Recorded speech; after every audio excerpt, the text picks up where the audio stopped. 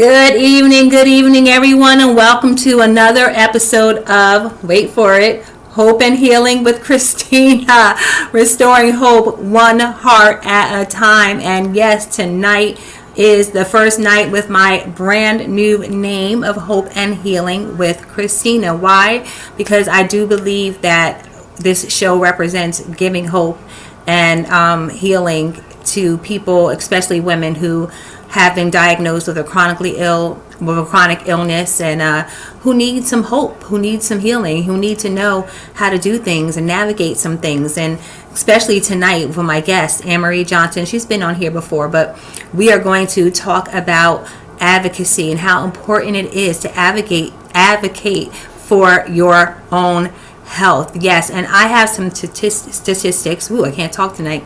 Statistics that I pulled up here, and I'm just going to read a few of them. So, a study from Health Affairs found that 18% of medical errors are related to communication errors, issues often arising from incomplete patient records.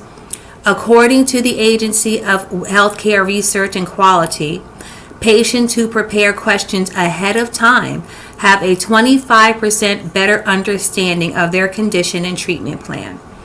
The Institute of Medicine reports that nearly 12 million adults in the U.S. are misdiagnosed each year. Asking clarifying questions and seeking second opinions can lower these risks.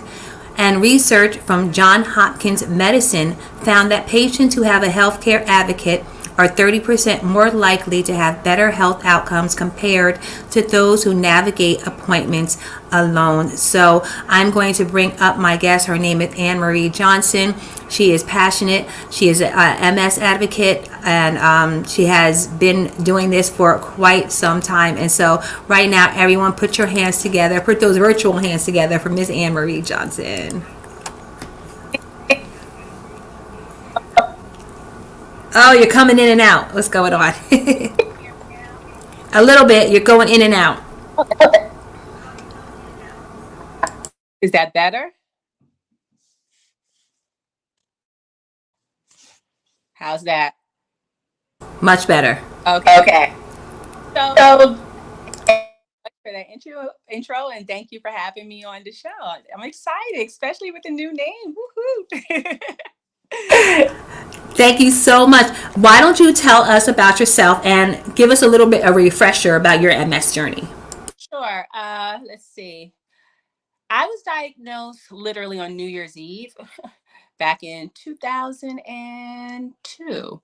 Um, Back then, I didn't really know much about MS, so when I had these funny, weird pins and needle numbness, I can't really walk type of thing happening.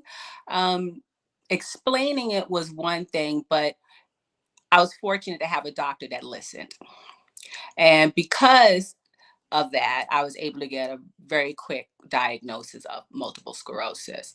Um, but again, I didn't really know much about it. So the years that follow, I spent much of my time learning about MS, learning about new trends, new research, what's happening in medication, but more importantly, learning what does MS means for me. So to be here tonight and to talk about the importance of advocating for yourself, that is something very dear and very personal to me because I have seen firsthand the power of advocacy, not only in my journey, but also as I go about helping others.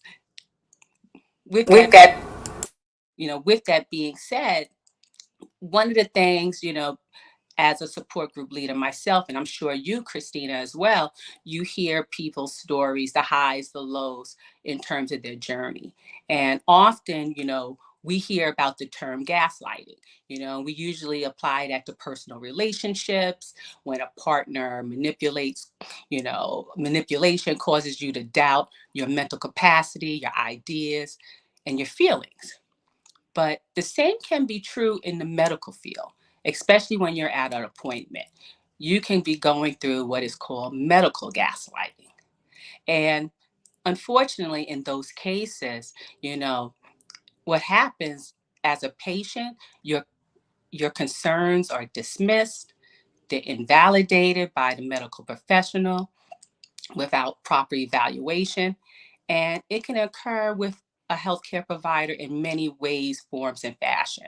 You know, for sometimes we may hear stories, or you may be experiencing your doctor totally ignoring or minimizing or even being dismissive towards your symptoms. You know, I remembered hearing people talking about how they had pain, and many doctors didn't want to recognize that. Like, pain, MS, you don't have pain with MS. Now, I don't know about you, but we all know that's wrong. Right. you know Sometimes you may have a situation where the doctor attributes the patient's symptoms to anxiety or imagination, like, are you it kind of questions it. Sometimes you have doctors that just solely lack empathy. As I like to say, some doctors have better bedside manner, and we'll talk about that a little later. Some doctors are so, focused on getting through the day, they may interrupt you, cut you short, don't even spend that time to truly listen to you. Some doctors, I've heard, have even laughed at patients as they was describing what their day to day is. Sometimes you may have a doctor that fail to provide a referral for like PT and OT, saying, that's, you don't need that, or maybe other type of labs or other type of clinical study. But more importantly, it's when you feel you're not heard. It's important to know that you and the doctor, it's a partnership. You guys are in this together. So if and when you are experiencing those type of things, it's time to find another doctor. Amen. Amen. It's bad enough MS is an uncontrollable disease, but you can control how you choose to live with it. And having a healthcare, what I call your healthcare circle. You need to have a healthcare circle that's supportive of you and sees you as the expert, just like the doctor, just like the nurse, just like the social worker, just like your primary care doctor, and everybody else that's part of your healthcare circle. Very, very extremely important. I know that I had my own journey with being gaslit, or them looking at you, and you really do think that you are like, did I imagine it? I mean, I know I'm not crazy. When I first got diagnosed, I remember I went to the emergency room and they gave me Xanax, because they were like, maybe your anxiety is high. And I was like, so my feet are numb because my anxiety is high? And unfortunately, we hear these stories so often, where I just want to be heard. Can I be heard? Right. Can I just be heard? Can you just listen to me? Like, I'm it's important, and it's rare to find doctors who will actually like really listen, and you feel like, okay. I actually follow a couple of people on Facebook who have MS, and you can tell that they're going through it. And she's like, I'm in a hospital again. They don't listen to me. I'm in hospital again. They're not listening to them. My heart goes out to them. Like, no matter what it seems that they're going through, they are not being heard, and it's sad. So I have a couple of questions that I wanted to get to. Let's see here. Let's see. Okay, so, well, first and foremost, have you ever had any experiences with being gaslit yourself? Oh, absolutely. It's funny. My journey. How they say hindsight is 2020. When I think about my symptoms, I think I had symptoms well before my major, I guess, exacerbation for that matter. But yeah, in that I had some funny feelings in my legs, and I remember going to my primary doctor, and at that time I was one of those 5-inch heels strutting it all over the place and running on all over the place. And, in telling my doctor, this was my primary care doctor though, what I was feeling, he pretty much was like, stop wearing the high heels. You're not as young as you used to be. And I was like, really? But here it is, fast forward, and that feeling that I had back then, that's one of my MS symptoms that I have now. Yep. So oh yeah, yeah, it's one of those things where you have to stay on top of it. You know, in my case, yes, I had that experience, but when it happened again, I made sure that this doctor listened. Not only that, but through the years, I keep a journal. And I strongly recommend to everyone keep a journal. Not only is it good to help, to communicate the different things that you're going through, whether it be your symptoms that you're going through, physical symptoms, emotional symptoms, psychological symptoms, but it's also very refreshing to see how you've grown through the years.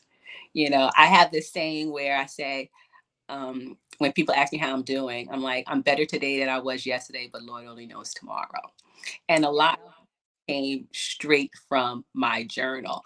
When I look back a year ago, 5 years ago, 10 years ago, 20 years ago, I'm a very different Anne Marie. But the one thing that's common is that I'm still thriving with MS. And that's important to let people know that you can still be who you are, and you learn a lot of lessons throughout your whole journey. Now you had 20 plus years of learning a lesson and being able to say, what to do and what not to do. How did becoming an advocate of not just MS advocate, but like learning how to become a patient advocate, how did that play for you? Was it just because you had been gaslit yourself and you just didn't want to see anyone that way? Or what was the first time where you said, hold up, I need to do something about this? Or where you had an experience where you walked with somebody through their journey? Christina, you hit it right on the head. Having been through that situation myself, but more importantly, seeing some of the success that I've had in my journey, knowing that while I may have gotten a diagnosis rather quickly, while I may have had a doctor that listened, while I may have been able to really communicate, my fears regarding getting on medication and other treatments, I knew a lot of people was not as fortunate. And hearing and meeting and seeing just how that affects you, I I I, I knew I had to do something about it. So whether it's just as I learned about MS and sharing that information with many others, through, as through support groups, periodicals. I'm one of those people that is screaming from the top of the ceiling, because I don't want anyone to feel the way I felt that time, not knowing, not being heard, fear of what's going to be tomorrow, what's going to happen. I don't want anyone to go through that. It's scary. It's very scary to be in that situation where people feel like they're not being heard, especially if Hmm. you don't have family, you don't have people that are behind you 100% of the way. So, what would you say to a person who is feeling a little bit intimidated their first time going into the office, and they like, I think something's going on, and a doctor says, take some Xanax? What would your advice be to that individual? All right, well, a couple of things. First and foremost, excuse me, be open and honest with your doctor. Be as have your questions ready. Excuse me. I'm one of those people that write everything in my phone, so in your notes section, have all your notes down, have your questions ready. So when you go to your doctor, because sometimes, as we know, sometimes their time is short. So have your questions ready. And when they respond in a way that's not favorable to you, ask them, how did you come to that decision, or how did you come to that? And see if they could pull and explain, because maybe it's something that you can say better to have them understand better. If in doing that, you find that you're not getting the type of response, you may want to ask the question again, but this time, put it in such a way where it's like, so again, I'm asking you, like, for example, I'm feeling pain. I feel pain all the time. I don't know, what it is. And your doctor said, oh, there's no such thing as pain. Okay, so what I'm hearing you say is that from what you know about multiple sclerosis, you've never heard of pain before. And see how he responds, he or He or she. she. Very good. Yeah. Because a lot of times, you have to put people to task, and ask, are you saying this because you never heard of this before, or are you saying this for other reasons? I'm just trying to understand. So we could get a course of action, because now, if it's a matter because he never understood or she never understood, this might be a situation of doing homework. I remember one time with my doctor, I was interested in a different medication, but she was honest. And she said, well, I never heard of that medication. I was like, okay, you know what? Let's Google it. And right on the spot, we Googled it together. We looked at it, but I went back and said, I'm going to look at this some more, but I also want you to look at this some more. So let's come back and revisit this at the next appointment. So So you. Excellent, excellent. I think that is the best thing. I've really realized that there are a lot of people who are doctors who just don't know enough about MS, or even any disease. So sometimes you can go in there with a backache and you're just like, I don't know about backs. You just want to be careful, like not to just take their word for it. I guess that's what I'm saying. So what would you say now to someone who says, I need a second opinion, but they feel bad that they have to say they have a second opinion? Should they tell the doctor they're getting a second opinion, or should they just go and get a second opinion? either one. At the end of the day, this is your journey, So in no way, shape, or form feel bad. And any doctor that has some sort of attitude towards the fact that you're getting a second opinion, that's not the doctor for you either. Because again, your doctor has a license to practice medicine. Practice. So with that being said, sometimes they may need to go back to the drawing board, and whether or not pick up a book or research a journal and get some more information. And that's okay. And sometimes you may have to go out and seek more information, up to and including another doctor. And that's okay. If you are fortunate enough to live somewhere where you can see an MS specialist over a regular neurologist, take advantage of that. So much is going on in the MS community, especially like within the past 5 to 10 years. And while a neurologist, they're good, they may not be well versed on all the changes that is happening in the MS community. And so in those situations, they may not know about the new treatments. They may not know about the new studies. They may not know about the new approaches. So if you are somewhere and you have a choice where you could see an MS specialist, absolutely take advantage of that. Now, if you don't, seek information through reliable sources.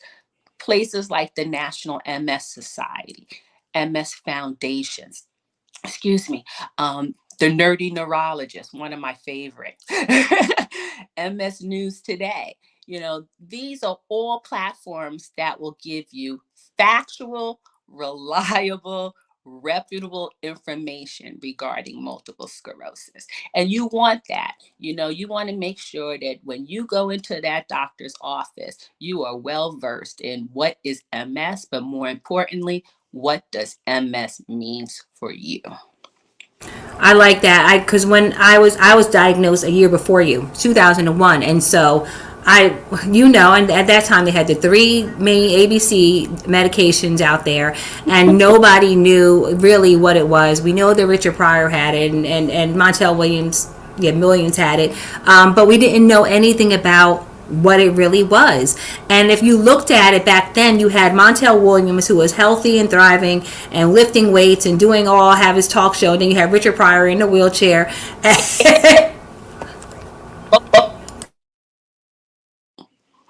And both of them rich. That's important right there. Both of them rich, and that's all we had. That is all we knew, and so I had to really do a lot of investigating myself, and to point out too, we didn't really have internet too big.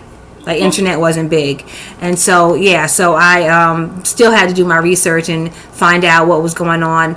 At that point in my life too, what was going on, how I felt, and I would say things like, this Copaxone, I remember I was on that, and I had this, they said you should only feel a certain way the first couple of days or the first couple of weeks. And I was on it maybe 2 years, and I started feeling this flushing feeling, you start getting hot and you hyperventilating, and they were like, well, no, you shouldn't have gotten that. It only is, only happens in the beginning. And I was like, well, it's happening now. I've been on it 2 years. And that was because I had a doctor who was just a neurologist. When I switched over to having a MS doctor, things were totally different. They are all up on it. And also he has gotten a lot younger, fresher faces in too, who even know more about what's going on today. Mm-hmm, mm-hmm. Oh yeah, there's like, it's funny you bring that up in terms of MS back then versus MS now. And that is why it's so important to educate yourself as much as you possibly can. And also, know that you're not alone in this journey. You could also reach out to support groups. I mean, Christina, you have a great group. Yes. And there are others out there, from We Are Ill to Women of Color with Multiple Sclerosis. I mean, there are some amazing groups where you can not only meet other people going through this journey, but you can also get some, as I like to say, quick tips on, you know, what doctors in your neighborhood that you like. What doctors in your neighborhood that's kind of I mean, you get the best information a lot of times in support groups. Absolutely. So by all means, if you can take advantage of that, take part in that, and nowadays you don't even have to leave your house anymore. You could grab a group online, if you want, if you like, but some places, you still may be able to have an in-person group, but it's nice to have those options of in-person or viral. Absolutely. If you guys have any questions, feel free to post them right now. I have a question. Let's say I am, I don't know if you know how to deal with insurance companies. How do you get to that place? Because that's a whole other animal right there. These insurance companies, they will deny, and then you're off your medication. It happened to my husband for a while where he couldn't get a certain medication and he was off his medication. He had a relapse, or he had no insurance for a while, then he had a relapse, and he tells this story, so I know he's okay for me to tell it. But like, what do we do if these insurance companies, the doctors say, here you go, here's a prescription, and they say, nope, sorry, we don't cover that. Persistence pays and it's persistence not only from you, but also persistence with your doctor. That is why, again, it's really best if you could have a relationship with your doctor. And when I say your doctor, it's not just them. It's also the social worker, the nurse practitioner, that office manager, because a lot of times while your doctor is the one seeing you, you got the people behind the scenes doing the paperwork. So having those relationships, being persistent, staying on top of it, being vigilant. I remember one time, this is which I, every time I think about this, I'm like, it makes no sense. But like you said, insurance, right? I it was the end of the year, and the insurance company requested that I get a prior authorization. Mind you, at that point, I had been on the medication for at least over 10 years. So, and this was the first time. I never had a problem asked for that. So I started asking questions. Why do I need to do this? What does this consist of? How long will it take? And for the most part, they gave me some very quick answers, but I was persistent. I was like, I need to understand this because this never happened before. And if you can't answer my questions, do you have a supervisor that I could speak to? And eventually I got my all my questions answered, and what needed to be done happened quickly. I was hearing horror stories of people having to wait weeks before getting the prior authorization. And I'm like, why should something that hasn't changed? I mean, we have we found a cure about with MS that I don't know about? Because I still have MS, so therefore I still need to take the medication. So what are we authorizing? But that's how insurance is. Oh wow, it's terrible. I know I went through it too, and it's not a good feeling to sit there and know that you need this to happen right now. And like you said, they sometimes take weeks, sometimes months to get authorization. And what are you doing in the meantime? Then you're having a relapse, and you're getting sicker, or whatever whatever the case may be. But it's no fun feeling that way at all. I had another question here.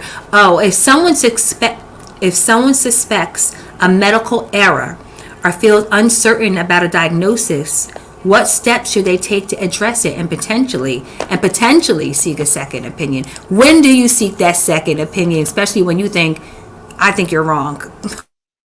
Well, it's so funny you bring that up because I have an experience with that. So one time I was at my doctor's office. This is my general doctor, my primary doctor, and my primary doctor at that time was like a teaching doctor. So at any given time, there were new students coming through, and for the most part, their jobs was to do the intake. So they were asked the questions of, how healthy you are, and what is your day to day like, the routine stuff. So it just so happens this particular day, while I was waiting to be seen by the doctor, the computer screen was up, and I could see my notes, and I saw embedded in the notes information that definitely was not about me. So I immediately was like, okay, when the doctor comes in, we're gonna have to talk. So sure enough, I said, look, I want a copy of your notes. I need to see my health record because I'm looking at the screen right there and I see some things on there that is not indicative of me. I don't know who wrote it, but that is not me. So ultimately they changed it. I strongly suggest every so often take a look at your records. The good thing is we have everything through the portal now. Most records are done through the portal. Take the time and look through your stuff. When you get your test results, read not only the test result, read the summary. See what it's saying. In those moments where if information is not to your liking, or you feel as if additional information, is necessary, or additional testing is necessary, speak to your doctor about it. And if you feel that your doctor is, for a lack of a better word, not listening, then it's time to get that second opinion.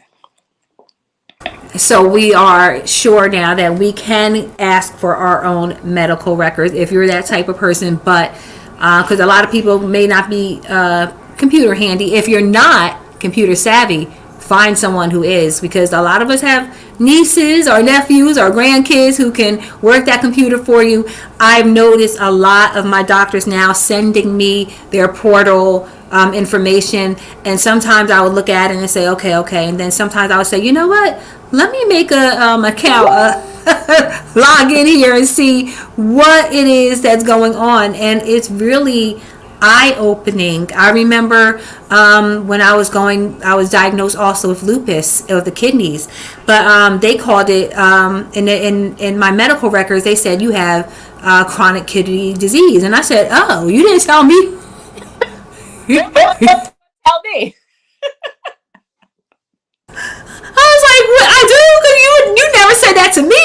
Like you never described it that way. So what was I supposed to do? Like, go into a setting and then say, well, yeah, I was diagnosed with lupus here, and I have this, but you never gave me a whole summary or synopsis or what to do. Most of the time they say, here you go, this is what you have, and they leave it up to you to kind of do the work. And I think that's just such an unfair thing to do to a person who just is scared, and you just told that something is wrong with their kidneys or something is wrong with their brain or whatever it is, and now you're saying you're expecting that person to just go on and do their due diligence. And unfortunately we have to, unfortunately.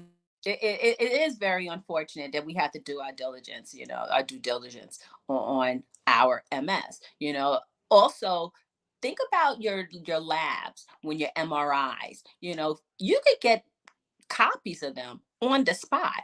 A lot of times, if anything, I strongly suggest that you do. You don't have to wait for the portal report. You can ask them, can I please get a copy? And a lot of times asking for that at the time of your appointment, you'll get it quicker. And sometimes you don't have to pay for it that way. If a lot of times when you wait till after the appointment, they may ask you to pay. So I don't know about you, but my funds are not all that. So I'm trying to save every little bit of money. they get enough from my copay. I know that's right. Here's another topic here. Do you think, and this is a subject my husband and I talk about a lot, do you think because it's, and we're referring to people like PT and OT and all those good people, right? And so they think that because you have MS or you were diagnosed with MS, and MS is a chronic illness, and they say it's never ever going away, blah, blah, blah, right? That they kind of are haphazard about it, even more so, because they're like, you want me to do physical therapy on what? You can't walk now, you ain't gonna walk later, like, that type of thing, where they kind of come in, and we've had experiences with that too. They're looking like, well, you have MS, so hey, what do you expect? Well, I want to keep what little I have left. How about that? What you may think is nothing, to me, it's all I got. So I want to keep as much of it as possible. And again, if you are, you know what you're feeling, you know what your needs are. If you are talking to a professional, a clinical professional, and they are dismissing that, and you're saying to them, like, Case, it's funny you bring that up because I'm going through something similar. I have done PT for years. I found that water PT in particular helps me better. So I found a place that has a pool, I should say. So I was excited. I was like, okay, let me, I went, had 3 visits with them. No pool. So they called me up. Miss Johnson, we see that you haven't been back. No, because I've been to you 3 times, and each time you tell me something is wrong with the pool, and as a result, I cannot get any water therapy. I specifically came here for the water therapy. So you know what Anne-Marie is doing? Finding another water therapist. Oh my gosh. And water therapy is excellent. Even I remember just doing like water aerobics, like sometimes taking some classes. And I found that it was so much better and so much more. I was a little bit more, I remember I didn't get any spasms. I didn't get, like, it was just really good. So yeah, some of them will look and be like, I remember where I go for my neurologist, the MS specialist. There was they have a physical therapist down there, and most of them are, what do you call it? They know MS. They know they are specified with a physical therapy with MS patients. And there was a small pool in the area, and I asked about it, and she said, well, that's you have to be a certain way, like you have to be a little like worse or anything, something like that. And I was like, so you mean to tell me I have to be worse to get in the pool? Like, I was diagnosed with MS. Why can't I just get into the pool as part of my therapy? It's right here. And you had to go through all this other stuff to get certified in order to get in the pool, which I thought was just utterly ridiculous. It's just ridiculous. And I was at the physical therapist last summer, and I kept telling him, my knees are buckling, my knees are buckling. He kept saying, okay. And he just like pretty much dismissed it, like, you just keep doing these exercises you've been doing every day. You know how they give you the exercises. They say do this, do that, and they want you to lay on a table. Then they just leave you and you do the exercises and you go home. And I'm like, well, shoot. I might as well go home and do all these exercises then, if that's the way you're going to do me. And I can keep my money, and that's it. Exactly. Again, at the end of the day, we in this together, from the doctor, the clinician, even like I said, I even the receptionist at the desk. We're in this together. So I need to understand what the doctor is asking and what the doctor is saying and what the doctor is prescribing. They, as well as other clinicians, need to understand what I am saying, what I am sharing, what I am, talking about regarding my MS journey. It's a give and take. It's a give and take. I'm sorry, go ahead. No, it's a give and take. And I think, sometimes, unfortunately, is a little too much giving and not enough taking. And I think we need to take that information that we get, from those different clinicians, whether it be the doctor, whether it be the nurse practitioner, whether it be the specialist, whether it be the PT, the OT, we get that information. And then, how does that work for you? And does it work for you? And when it doesn't work for you, do something about it. Another thing people, may want to think about is, if and when you can have in terms of your doctor's appointments, see if you could bring somebody with you. I don't know about you, but I remember in the early years when I used to go to the doctor and the doctor would tell me stuff, it was like Charlie Brown, womp, womp, womp, womp. I didn't hear nothing that they were saying, and mind you, I had all my little notes and everything, but again, you're so overwhelmed. You're so, especially, when something new comes up, whether newly diagnosed or it's a new symptom, it's something, it may not even be that. You just may be having one of those kind of days where you're a little anxious. It happens, and just understanding and hearing and just trying to get through the appointment. And then don't even throw in the fact life sometimes, throws a monkey wrench. So now, you got to worry about feeding the kids or going back to work after the appointment or anything and everything else during the course of the day. So it's a lot of stuff. You're not going to remember everything. Bring somebody with you. I like that you said that. Lately, I have two daughters. One of them will have lately been going into the doctor's office with me. I remember, like in the beginning, when I was driving, I haven't driven for a while, but when I was driving, my daughters would, I would go in by myself. I did everything by myself. I never had anyone with me. But lately, I've noticed that my daughters have been going in with me, and they have been asking questions themselves. And they've been, saying, well, why is this and why is that? And I was like, oh, and I realized how good it was to have someone with me to hear what I was hearing. Did I hear the same thing? Did you hear what I heard? What did they say about so-and-so and everything?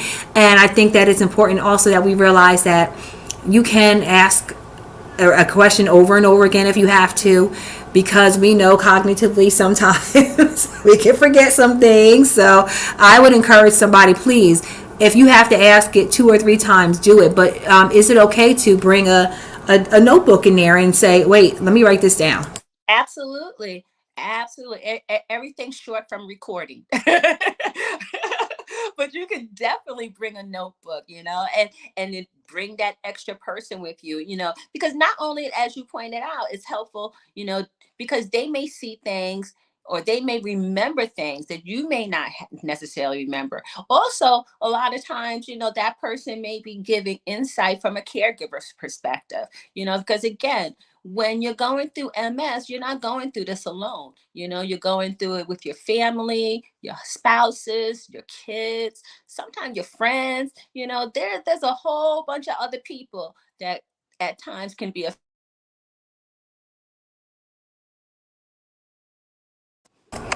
sorry about Okay. so so by all means, as I like to say, bring as many people on for the ride. So, what would you say to a new person, newly diagnosed? What would you say is the most important thing they should do for their very first neurological appointment? The very first thing they should do is do not Google anything. Say it again. Don't Google.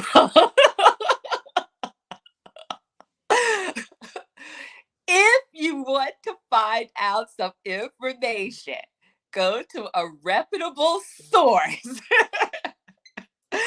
like the National MS Society, MS Foundation, the Nerdy Neurologist, for an example. The other thing, get a journal and write. Write your good days, write your bad days, write your in between days, but write. Trust me when I tell you, when you go back and see how much you have grown, it's a good feeling. It is a good feeling, right? Like to know that you don't get, maybe you don't get as anxious as you used to, or because I've had questions upon questions, but we didn't have as much internet as we, not at our hands. I should say that we didn't have internet at our hands. Like I can right now go da da da da da. But and look up a doctor. Doctors in New Jersey that blah blah blah blah. Right? We had it right at our fingertips. Fancy with everything that with AI, you could just ask, hey, okay, I need to know what are the medications, what are the most effective medications for people my age with them. I mean, these are the things you can ask now. You can be black women over 50 who are 5'8" and over, and Now, you may not necessarily like the information you get because unfortunately AI works with, as much as information that goes in, that's what goes out. So research is crucial. We need to partake in more research so that we can get those numbers and get those stats specific to us. yes, and I'll admit sometimes I'm guilty of looking, and my husband will tell me don't Google, because Google will have you honey, you will have one foot in the grave if you leave it up to Google. Google will have you half dead because you are searching Google. And here's another thing: what about your family members? Advocating with your family members, because there are some family members who just don't get it. How would you advocate for yourself with a family member who's just like, girl, get up and take a walk? There's always that one. In my case, it was she couldn't believe that it was MS. She was like, "Are you sure?" That every time, "Are you sure?" That was her line. "Are you sure?" I'm like, 5 years later, "Are you sure?"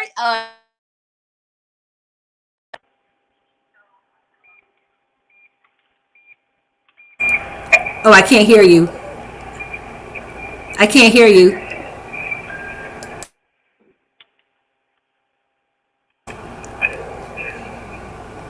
I can't hear you. Uh-oh.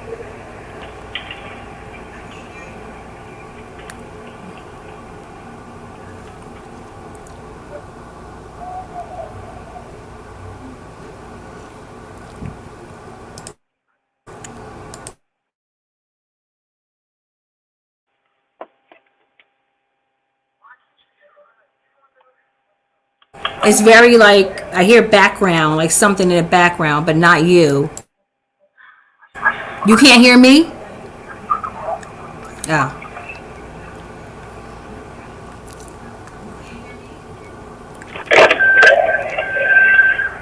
Why don't you go out and come back in?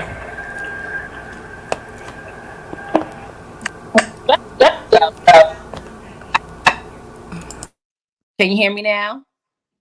Okay.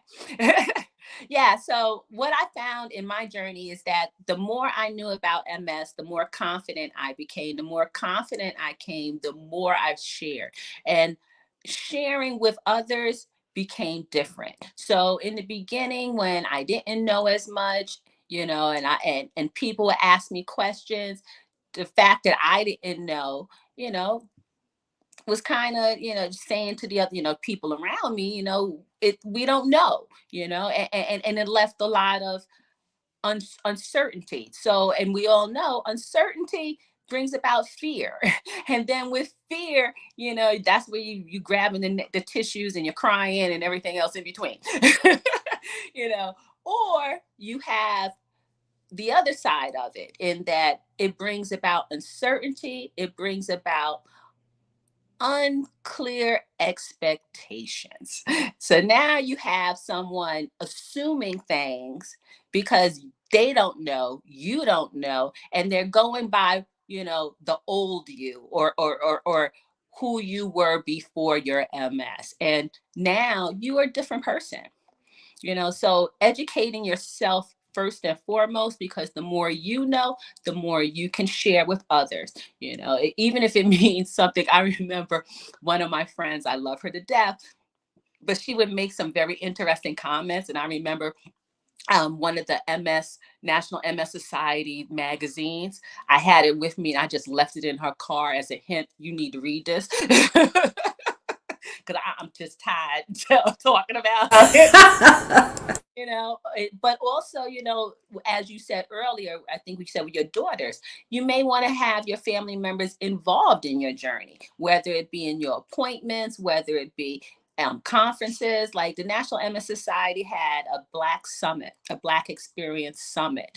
It's taped, so you could go to the website and you can see the recording. That might be something you may want to share with your family together one night, over some popcorn, some snacks, and just listen to it and ask some questions, or more importantly, hear answers to some questions. Yeah, that's a good idea. I think that's really good if they choose to, and I think that is very important for a family to know exactly what is the deal or what's going on in your fullness, because otherwise they just kind of make assumptions like, oh, you just don't exercise enough, or maybe you need to lose a few pounds. Now I may need to lose a few pounds. However, Always that co-worker, cousin, uncle, brother, sister who also have MS. there you go. Which goes back to what I was said. I keep saying, I emphasize, learn about MS, but learn what MS means for you. Absolutely, absolutely. Anne-Marie, do you have any other tips, like to kind of like summarize what we've been talking about this evening? You are the expert along with the doctor, first and foremost. Don't feel as if you're going to say something wrong or you're going to do something wrong, because at the end of the day, you're talking about you. You're talking about you and you're talking about your MS. So be as honest, upfront as possible. When in doubt, when things are not being heard, when things are not being said, when things are not being followed up upon from your doctor or clinical team, don't be afraid to find a new one. And amen to that. I have a few things that I want to go over that I just pulled up, and one of them is to be informed and be prepared. That's what we already talked about. Keep detailed records, know your rights, ask for a second opinion, bring a support system, communicate clearly and effectively, and follow up on your care. And use technology, people. Use that technology. Write down. Bring your phone. If you're not a writer, bring your phone, because phones nowadays even have accessibility tools on them, like, bigger writing, bigger, or you can talk into it. I've seen that. That's the perfect thing right there. You can talk your notes and say blah blah blah blah blah blah blah, and you'll have it as something to refer back to. And I think that's good. Marla says, where can I find the summit? I think it was on YouTube, right? Yep. You could go to YouTube. You could also, if you go to the National MS Society, their actual web page, and type in Black MS Experience Summit, it should come up there as well. I think this year's as well as last year can be found.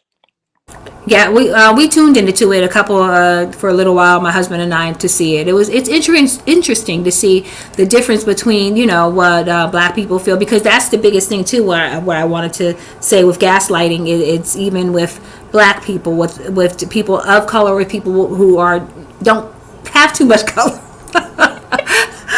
Because it used to be a white woman's disease. And so when Black people started saying that they felt this way too, people were like, no, you're not white and you're not a woman. Exactly. But as we all know, not only that, I mean, there was a time people, doctors thought that kids didn't get MS. We all know that's not true either. Yeah, I know a plenty of people my age and up who were experiencing symptoms as kids or got diagnosed. We have people in RHM who were diagnosed literally when they were teenagers. So Yep. So communicate. Use technology, but don't use Google in the beginning. Use Google to say what doctor is near me.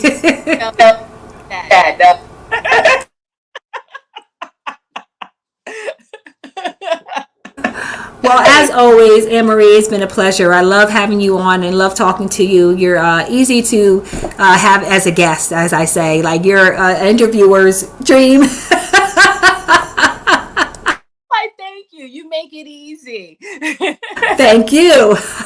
So, tell people where they can find you, how they can reach out to you if they have any other questions.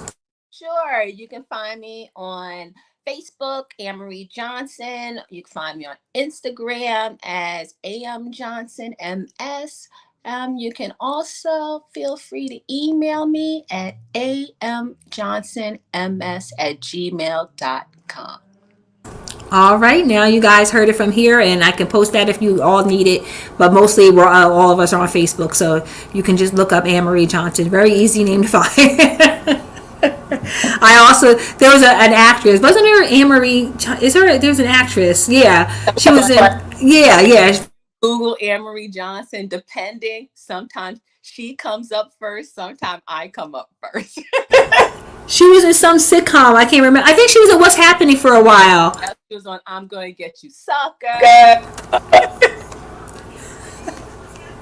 Real life, so I can say I'm the other Anne-Marie.